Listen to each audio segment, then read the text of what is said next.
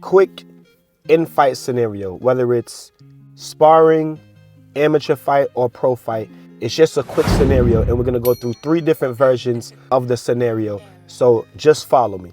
Let's say you're boxing and your opponent plants his feet and goes high guard, and you reel off a 4-punch combination: a jab, a right hand, a hook, and a right hand, right? And immediately after that, you stand there and your opponent counters with a left hook, a right hand, a left hook, and a left hook to the body, right? Let's say in the sequence of punches that you threw, the 1-2 hit his gloves, the hook, the hook came around the air, and the last right hand was able to get in, right? And then let's say when he threw his combination, you caught a few of them, but 2 of his punches got in as well, right? In that scenario, in the judge's eyes, that's a trade. That's a trade. You guys are trading shots, right? In the judge's eyes, you guys are trading shots. He landed 2, you landed 2, right? So let's say in that the same sequence again, a different version. This time he plants his feet, he goes high guard, and you run off your combination: jab, right hand, hook, right hand. But this time, you go straight backwards, and he tries to counter with his combination coming forward, and you go straight backwards, and he touches you with a few. You got your hands up, you're trying to evade, but you're still getting caught because you're going straight backwards, and that situation just looks sloppy, right? In the eyes of the judges, again, maybe that was an even exchange. Maybe the judges even gave that exchange to him because you ended up going backwards after you threw your combination, and his, just looked like it had more effect on you because you were going backwards and your head was up in the air, and you just, it just looked ugly, right? And let's say in the third sequence, the third version of this sequence, he goes high guard, he plants his feet, and you run off your combination: jab, right hand, hook, right hand, right? And then you roll underneath and step over to your right, or you finish your combination right hand, and then you pivot out, to your left. Continue your momentum after your right hand and pivot out to your left. And he throws a few punches, but he's swimming in that air because you stepped over to your side and you use some head movement, and you're nowhere to be found, right? He's swinging air, right?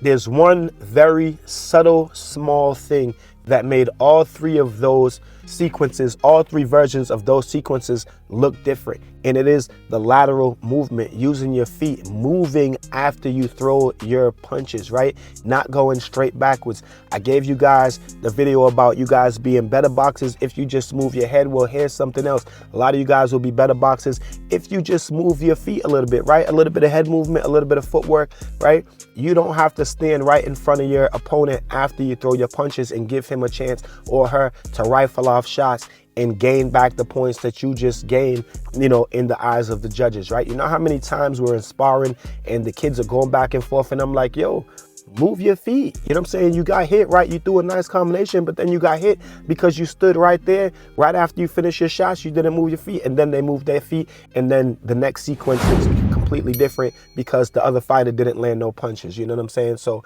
these are the things that you guys need to look out for, especially in the amateurs, when you're worried about how your fight is going to get judged and getting scored. Move your feet after you throw your shots. Don't give your opponent a chance to even put his glove on your glove or her glove on your glove if they don't need to. You know what I'm saying? Especially if you have quicker feet, if you have better footwork than your opponent. You know what I'm saying? But I understand some of you guys are coming in the gym and you're not working on your feet. You're not even doing your jump rope. And I'm going to give you guys a part 2 of this video inside of the gym, where I'm going to show you guys some footwork drills and stuff that you can do to make your footwork better. I have already. There's plenty of shorts and long form videos as well, but I will continue. All right, so you guys, you know what I'm saying, keep up the good work, stay in the gym, but move that head and move your feet. All right, these 2 things will make you so much of a better fighter. I'm not saying it's going to make you a world beater, but immediately it will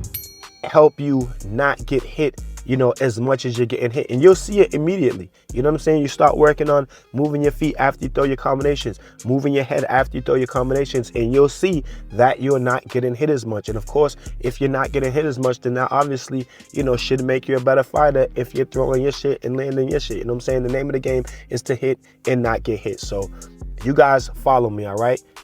Move your head and move your feet, all right? I just wanted to do a nice video for you guys. It's nice outside, you know, getting into spring, getting into some time. I'm about to get my day started up in the gym. You guys subscribe to the channel if you're not subscribed. Keep fighting the fight. Hands up, chin down, keep punching. Let's go.